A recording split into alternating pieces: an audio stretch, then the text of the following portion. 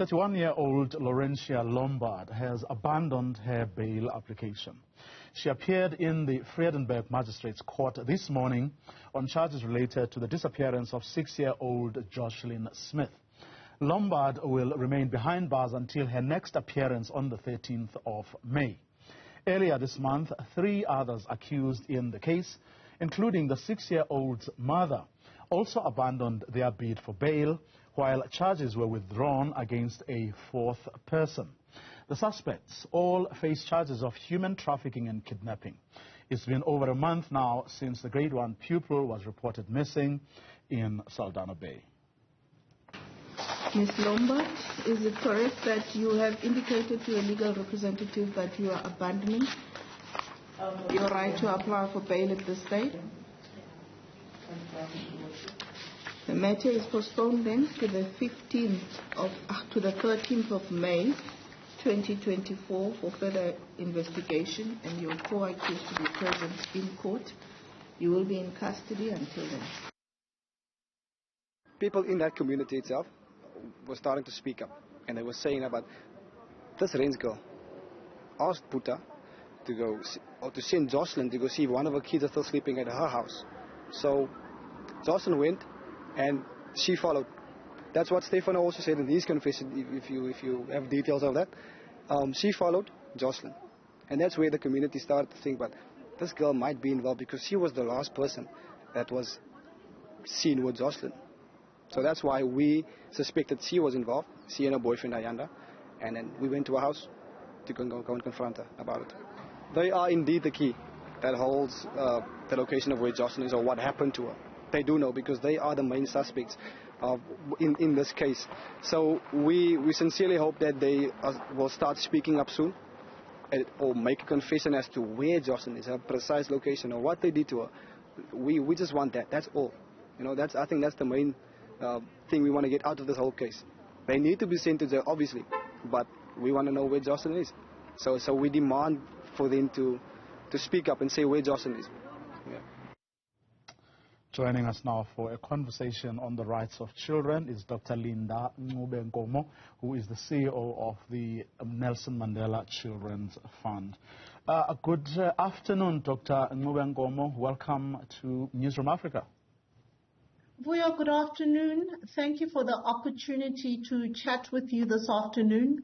I just wish that we would be chatting about the positive things that are happening to children in South Africa, rather than what hogs our headlines where they're concerned. Indeed, but I mean, if the case of Joshlin Smith and many such cases are anything to go by, we are clearly not doing enough to safeguard our children from maltreatment, neglect, abuse and degradation.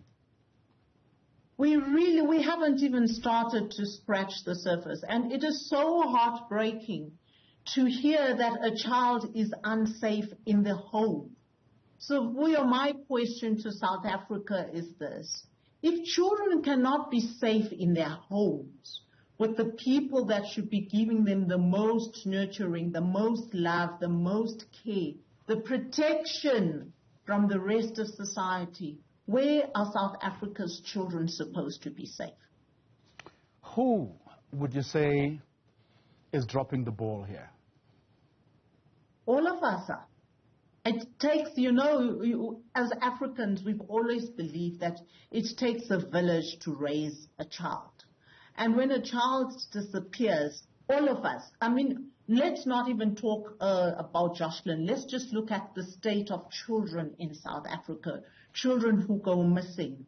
Somebody knows where a child went missing. Children who are raped. Children who are abused. There's always somebody who knows what's happening to a child, but very rarely do you hear people speaking out for a child. So I'd say, first of all, at primary level, in the home, in the community, in the school, which is where the children are, we are dropping the ball.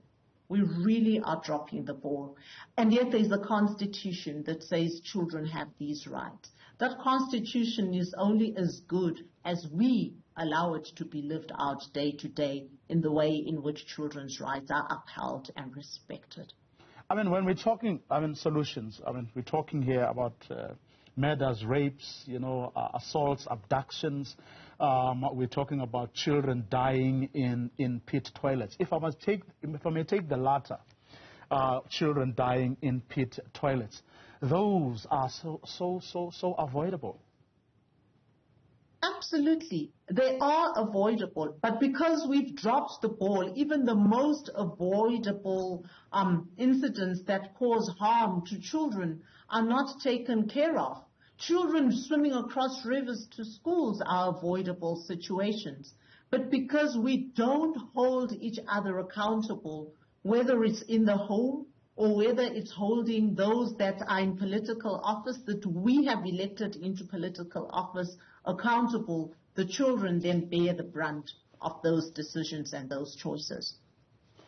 Every quarter the police release those horrible statistics around murders, around rape, around assault, and so on. And we get into the habit of analyzing these statistics every time they are released by the police minister and the police top brass.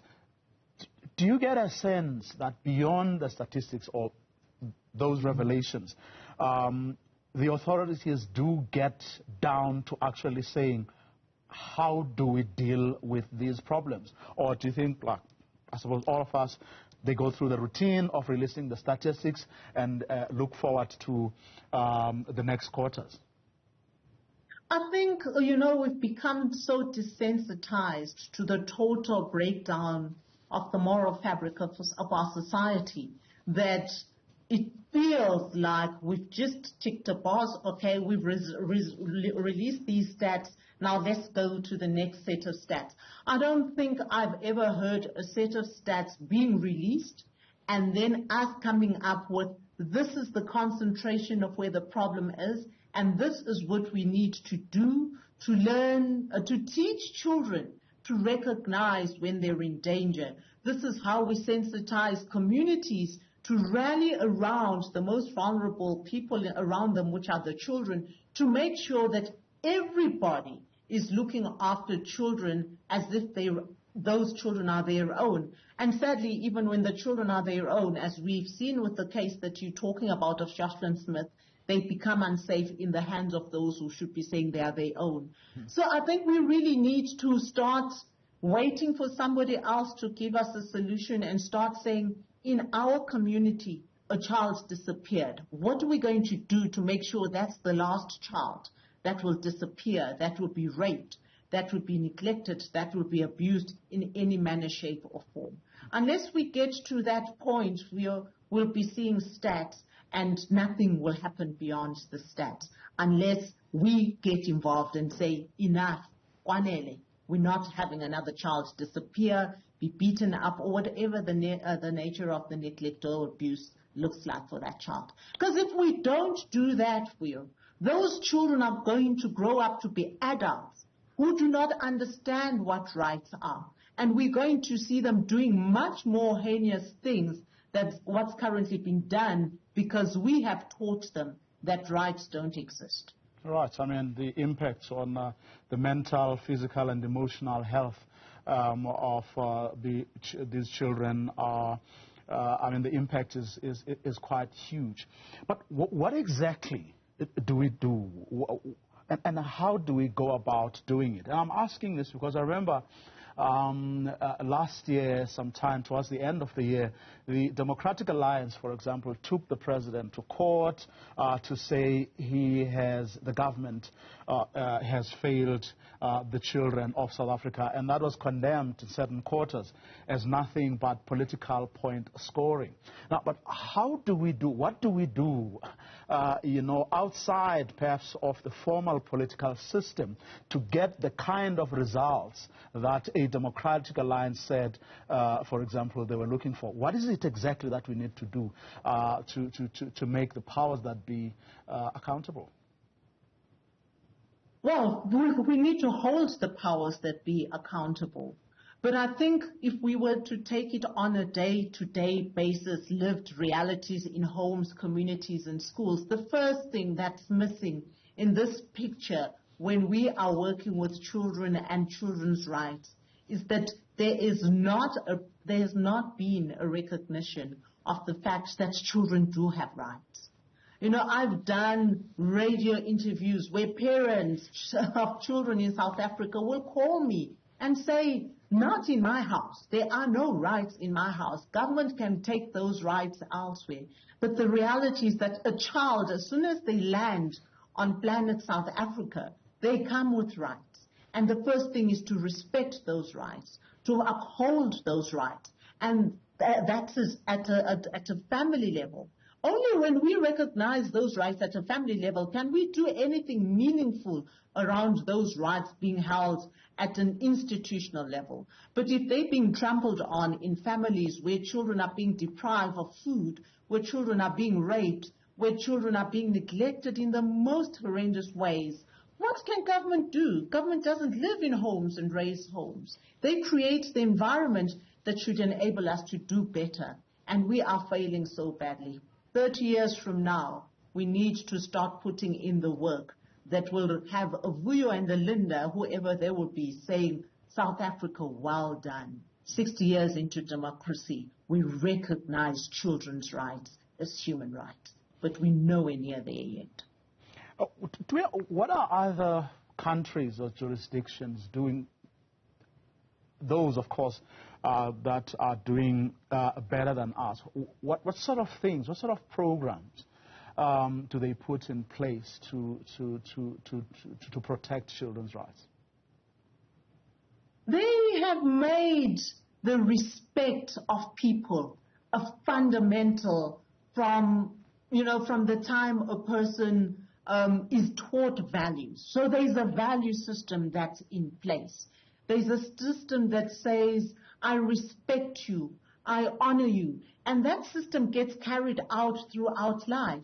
So, and I don't think we have gotten, as much as we've owned Ubuntu, we have not gotten to a point where the respect of another person is as much as the way I want to be respected. So the jurisdictions where children are safe, and the kind of places that come to mind are countries like Japan and Korea at the top of my head. Respect is such a fundamental of the fabric of that society. And it starts with respecting the babies, respecting the children, all the way to respecting the elderly. But we kind of seem to think that rights come only when a person has reached a certain age, and yet rights come just purely by the fact that you're defined as a human being, regardless of your age. So we have lost that I am because you are, and you are could be a baby, and it could be somebody 100 years old, getting the same dignity, the same respect, the same acknowledgement and recognition that they're a human being worthy of respect. A bit ironic, perhaps, that a country with one of the best constitutions in the world is ranked 7th in the world when it comes to kidnapping of women, and children. Very ironic, very sad, tragic.